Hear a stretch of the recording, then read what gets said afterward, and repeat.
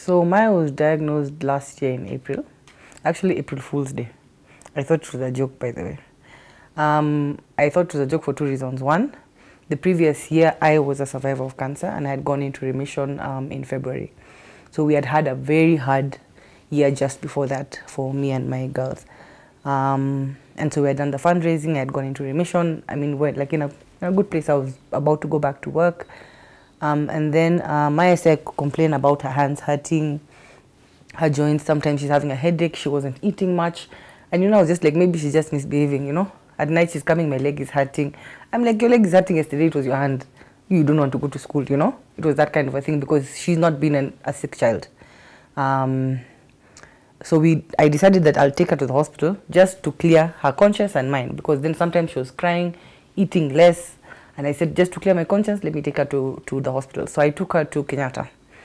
And when we arrived there, almost immediately, we saw a Dr. Wafula.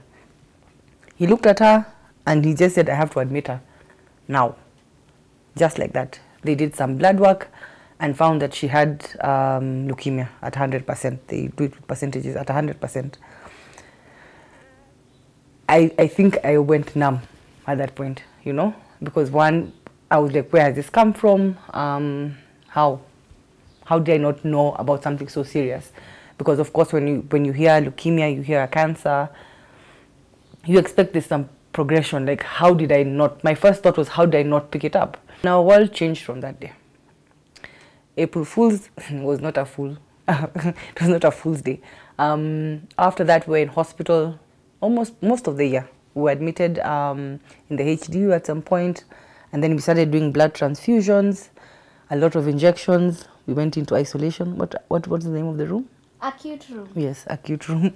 Went into the acute room in isolation, and we've been in Kenyatta up until almost the end of the year. Another thing that I've come to learn and appreciate about the whole journey is it's long. It's long and it's hard. There are 6 different phases of leukemia treatment. So you do the first phase, which is a month. Each is a month. So for 6 months, 4 of the months are inpatient, and then there's semi-inpatient, and it's for a whole month. And then there's now outpatient. So we had gotten to a stage of outpatient where her leukemia was below 5%. We had gone into remission. So that was a win for us, and we were able to do daycare. So once a month, we'd go in for treatment. July this year, she was doing very well actually, and she didn't lose her hair. Yeah. Then she started to complain about headaches, and for me it was a trigger. Like, I could not sleep. I was just like, it's not possible. Like I was so sure it was not possible. Like, this was not happening. It was like a bad dream actually. And then unfortunately, she had relapsed. First of all, breaking the news to her was difficult. To her sister, even for me coming to terms with it was, I don't know. It was very difficult because I couldn't picture that we had come so far, and worked so hard to get her here. She'd been cooperative the whole time. She's a sport, by the way. Her shots, she's ready for injections. She's always looking for a fat vein. She's been a sport. Just the thought of us having to go through this again was difficult. It was difficult to hear. It was difficult to imagine that this was going to happen. And now, what happens when leukemia relapses? You go for a bone marrow transplant. Initially, we didn't need one. And so the doctors told us that we need to go to India for a bone marrow transplant. So in August, we were admitted. We went through the first phase of chemo. This chemotherapy is heavier, harder, and it works because it works that way because the cancer is more aggressive. It's almost smarter than the medication before. Let me try and put it in layman's. So it took a toll on us. We were there for a month. We lost our hair, but we're okay, yeah? We lost our hair. We were on oxygen at some point. Like, it was very, very difficult. And so you have to do four of those for you to finish what was initially 1 month. You almost have to spread it out because of the toll that it takes on the body. The sooner we go, the less we have to have the salvage treatment. And she has to be stable for her to be able to leave. Yes. So in terms, as I mentioned, it's a long journey. The costs are about 15 million. I think I shared a poster with that. It costs, even like we were at Kenyatta, it cost us 500,000 just for this first salvage. So you can imagine it's a lot. And I think maybe I don't take for granted. My friends have been there, my family has been there, they've stood by us, we've had some donations, but we still have a long way to go for us to be able to travel, to make it to India, for Maya to get her treatment and to get back to playing and sharing riddles. One of the things is helplessness. Like, as a parent, not being able to do anything when your child is in pain, when you can't find a vein, when you have to sit out, because with chemo you sit out, you sit out as the drugs work.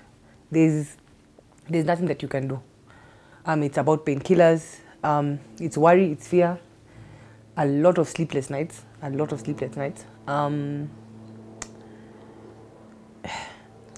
don't know, I wouldn't wish it on my worst enemy anyway, but it's hard. And then the fact that at the same time you still have to be able to do your fundraising, you have to, you know, keep a brave face. She keeps me brave. When I fall asleep sometimes on the chair, she's like, Mom, I let you sleep because you're not sleeping. Our appeal one, of course, is the prayers, yeah, the encouragement that we've been getting, that has been helpful.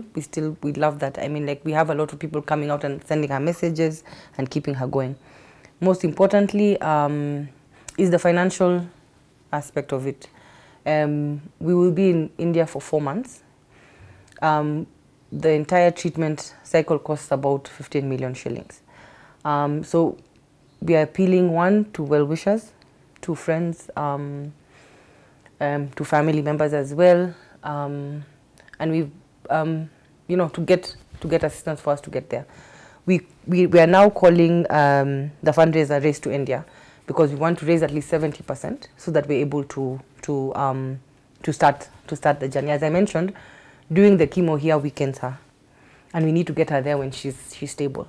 We've managed to raise about 2.9 million as we speak, and we're going to start. By grace, we're going to start. Let's go there and get stuck there. But we're going there, and we believe that people are going to support us. Yeah, people are going to support us one way or another. We're also trying to run fundraising drives. We did an online one. We're also going to have an event called Dance for Maya. She doesn't know about it yet. We probably would have traveled, but it's to bring, Maya likes to dance, she likes music. I don't know, do you dance well? But just to bring friends together to try and see how we can buffer and fundraise. We'll be charging 1,000 bob for tickets. We'll have it somewhere on Gong Road. We're still yet to agree on the venue. It's probably going to be Hidden Vine, which is on Moshai Drive. And just to bring people to pop in, some people will have games, we'll have raffles, and just have people come and celebrate how far she's come and just support her as we go to India. People have come together for us and we're grateful, but it's a long journey, and you know how, you know, people's pockets are a bit tight. We were also trying to run a campaign, getting 6,250 people to donate 2,500. That will allow us to reach the number. So by every means and ways, you know, to try and get Maya better home, get her back home. Who's willing to support us?